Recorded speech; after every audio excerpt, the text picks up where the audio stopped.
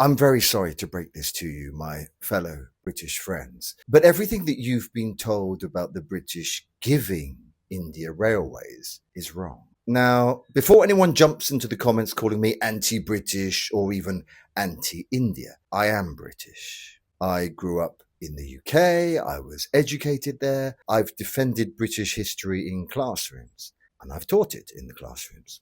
And now I live in India. So this isn't about attacking one side or praising the other. This is about something much rarer, honesty. Because you hear this argument all the time. Whatever the British did, at least they gave India railways. It's said like a mic drop, like it ends the conversation. But here's the real question nobody asks. Why were those railways built in the first place? Railways in India, they weren't built as an act of generosity. They weren't designed to develop India. They were built for three main reasons. Number one, resource extraction. Raw materials, cotton, coal, indigo, they needed to be moved quickly from the interior of India to the ports and then shipped to Britain. Number two, military control. After the 1857 rebellion, the British needed a faster way to move their troops across the country. Railways made it easier to control the population. And number three, economic profit.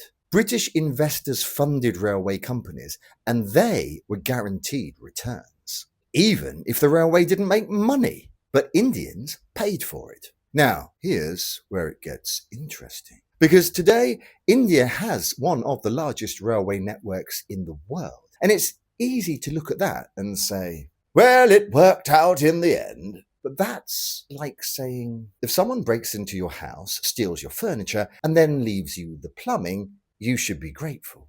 Let's be clear. Railways did go on to benefit India. Of course they did. They connected cities, they enabled trade, they became part of modern India's growth. But that doesn't change why they were built. Intent matters, context matters, history matters. Because if you ignore the intention behind something, you can justify anything.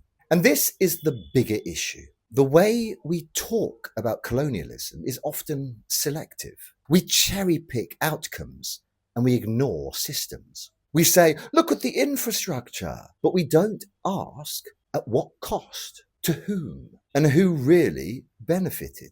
When I was teaching in London, I saw how this history was presented, simplified, cleaned up, sanitized. Empire was often framed as complicated, yes, but not exploitative in the way it actually was. And now, living in India, I hear the opposite extreme sometimes, where everything is blamed on colonialism. The truth, it sits somewhere in the uncomfortable middle. The British didn't give India railways.